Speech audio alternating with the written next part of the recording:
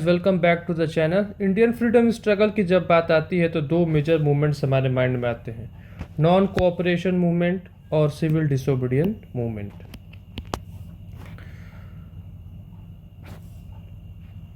Both were lead by Mahatma Gandhi, both were non violent and both mobilize millions of Indians. लेकिन अगर मैं आपसे पूछूं इन दोनों मूवमेंट्स के बीच का असली डिफरेंस क्या था, मोस्ट स्टूडेंट्स कंफ्यूज हो जाते हैं। आज के इस वीडियो में हम इन दोनों मूवमेंट्स के कोर डिफरेंसेस को सिंपल टर्म्स में समझेंगे सो दैट आपके सारे कॉन्सेप्ट्स क्लियर हो जाएं। Let's dive right in. Both movements led by Mahatma Gandhi. Non cooperation movement, इसका बेसिक प्रिंसिपल था do not cooperate with the British. Gandhi ji का मानना था कि अगर अंग्रेज भारत पर राज इसीलिए कर रहे हैं क्योंकि हम उन्हें कोऑपरेट कर रहे हैं।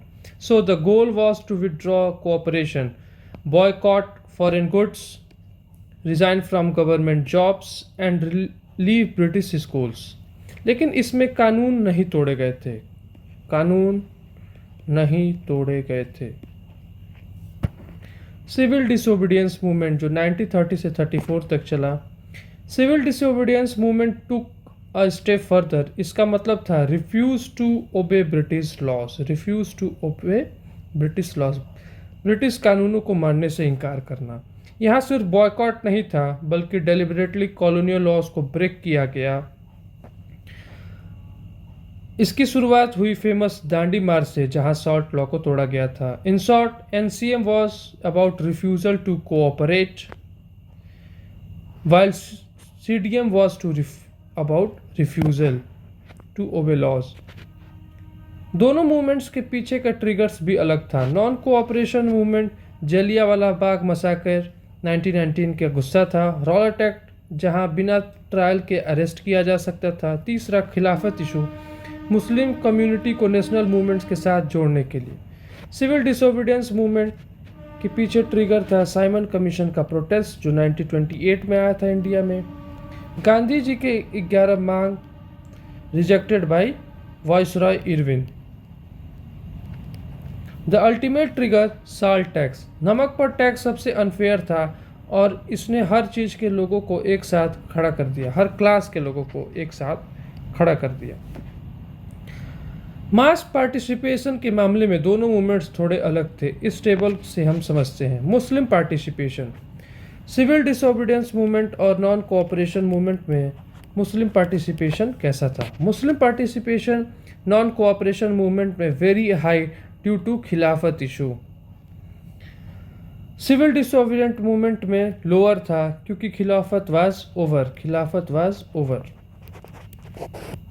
Women participation non cooperation movement में लिमिटेड था to household support and boycott, लेकिन सिविल डिसोबीडियंस मूवमेंट में मैसिव एक्शन पार्टिसिपेशन, मतलब वुमेन्स ने बहुत ही ज़्यादा मात्रा में सिविल डिसोबीडियंस मूवमेंट पे पार्टिसिपेट किया।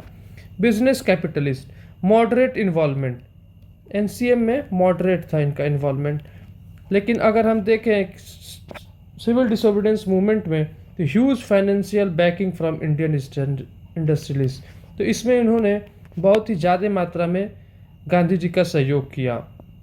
Peasant action, no rent campaigns in limited area, non cooperation movement के समय कुछ एरिया में नॉन टैक्स मूवमेंट चलाए गए, नो टैक्स मूवमेंट।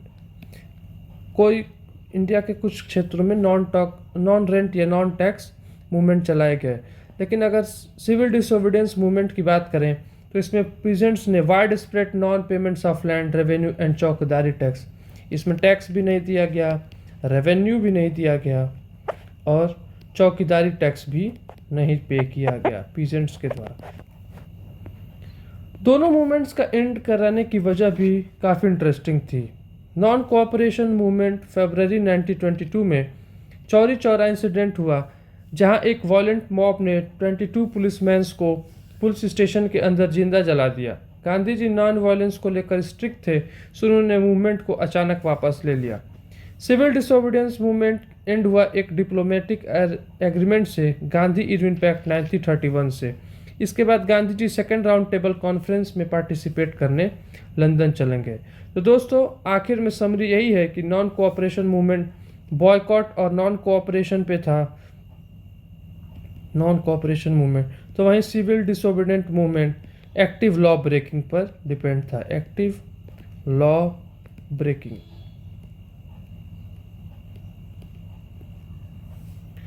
आशा करता हूं कि अब आपको नॉन कोऑपरेशन मूवमेंट और सिविल डिसोबीडियंस मूवमेंट के डिफरेंस बिल्कुल क्रिस्टल क्लियर हो गया होगा।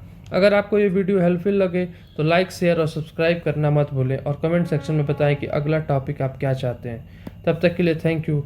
चैनल को लाइक करें और सब्सक्राइब करें। Always history. Thank you everyone. Have a nice day.